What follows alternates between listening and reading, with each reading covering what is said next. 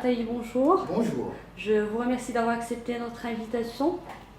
Alors, vous allez nous parler du leadership.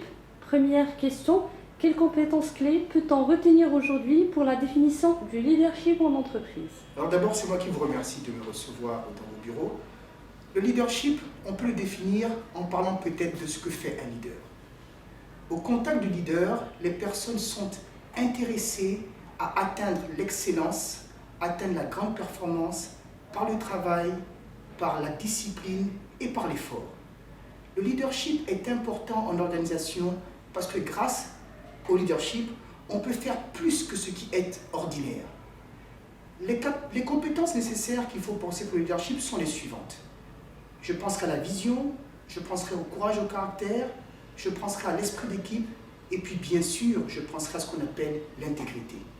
Tout ceci va au-delà de juste la compétence technique qui est la capacité à pouvoir savoir ce que l'on fait. La vision, pourquoi? Nous suivons les personnes qui savent avant nous où il faut aller. Et en entreprise, le leader doit savoir où diriger l'organisation et inspirer afin que les autres puissent aller dans la bonne direction. Le courage et le caractère, il faut avoir le courage de faire ce qui est bien, avoir la saine détermination pour pouvoir aller dans la direction dans laquelle il faut s'engager. Il faut le caractère pour que, comme meneur d'hommes, nous amenions toute l'équipe à aller dans la bonne direction. J'ai parlé également d'esprit d'équipe. Les leaders savent qu'on ne gagne pas seul, mais que l'on gagne en équipe. Leur capacité, c'est de mobiliser les énergies, de fédérer les forces afin que l'objectif soit atteint, mais surtout qu'il soit atteint par tous parce que tous veulent y arriver. Et puis j'ai dit tout à l'heure, l'intégrité, c'est la pierre angulaire du leadership. Vous ne suivrez jamais quelqu'un si vous ne voyez pas au-dedans de lui un minimum d'intégrité. Donc, ceci seraient les 3-4 compétences que je pense qu'il faut en organisation pour la grande performance. Dans votre livre, les 51 pratiques fondamentales des leaders, vous avez évoqué l'importance de l'intelligence émotionnelle pour le leader. Pourriez-vous nous en dire plus? Dans tous les pays où nous travaillons, il y a un exercice que l'on fait en début d'atelier qui consiste à permettre à tous les participants d'arriver à la grande révélation qui est la dominance de ce qu'on appelle les soft skills. En français, l'intelligence émotionnelle. Elle peut se résumer à ceci, la grande découverte. Les personnes performent et excellent non pas parce qu'on le leur demande ou qu'on leur donne un ordre, mais parce qu'elles en ont envie. Les leaders sont capables de faire ce changement de paradigme qui permet d'entrer dans cette dimension émotionnelle pour donner envie aux équipes de performer.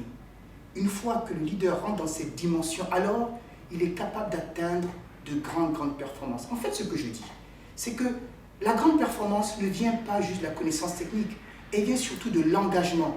Et qu'est-ce qui permet l'engagement? C'est d'avoir en face de soi, avec soi, quelqu'un qui vous donne envie d'y arriver. La phrase, je la répète, les grandes performances ne viennent pas parce qu'on nous demande, mais parce que les personnes ont envie. Donc l'intelligence émotionnelle qui produit le courage, le caractère, la vision, la force, la détermination, la résilience à l'effort, la saine émulation viennent de l'intelligence émotionnelle et non pas l'intelligence rationnelle. Dans le livre, je parle de 51 choses. Mon livre s'appelle « Les 51 pratiques fondamentales des leaders » et je parle de 51 choses. Que font ces personnes qui nous donnent envie de nous dépasser? Et tout ceci, généralement, se retrouve dans la sphère de ce qu'on appelle l'intelligence émotionnelle. Quels sont les freins au leadership en entreprise et comment les dépasser? Alors, il y a 2 freins essentiels. La première, je crois, c'est la méconnaissance, ou plutôt l'ignorance, on va dire, l'ignorance. Beaucoup trop de personnes d'entreprise font et continuent à croire à l'apologie de la raison du plus fort, la raison du plus beau, la raison du plus intelligent. C'est une erreur fondamentale. Ce paradigme, il est vieux, il est erroné. Il faut penser maintenant au paradigme gagnant qui est celui du plus grand rassembleur, du plus grand inspirateur, de celui qui amène au résultat. Donc la première erreur, c'est de penser que le leadership, c'est une position.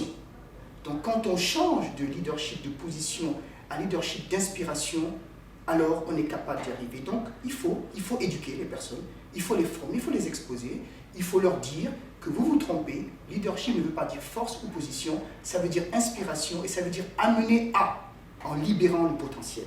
D'accord. La deuxième chose, je vais le dire, excusez-moi du mot, c'est l'arrogance. Il faudrait que les personnes dans des positions de décider se déshabillent de leur habit d'arrogance. Les leaders ne sont pas des personnes arrogantes, ce ne sont pas des personnes centrées sur elles-mêmes. D'ailleurs, si vous y pensez, les personnes que vous admirez, les personnes que vous prenez comme des leaders, ne sont pas des personnes centrées sur elles-mêmes. C'est des personnes centrées sur les autres. Même si je comprends que la charité bien ordonnée devrait commencer par soi-même. Donc, il faut éduquer, il faut élever, il faut inspirer, il faut montrer la voie.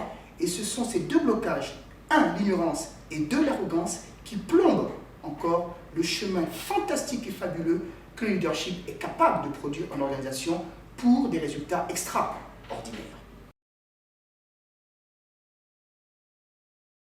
Peut-être que mon conseil le plus pertinent serait d'abord de réaliser qu'il faut se mettre au service d'une mission qui est plus grande que ces petites contingences personnelles et immédiates. Même en entreprise.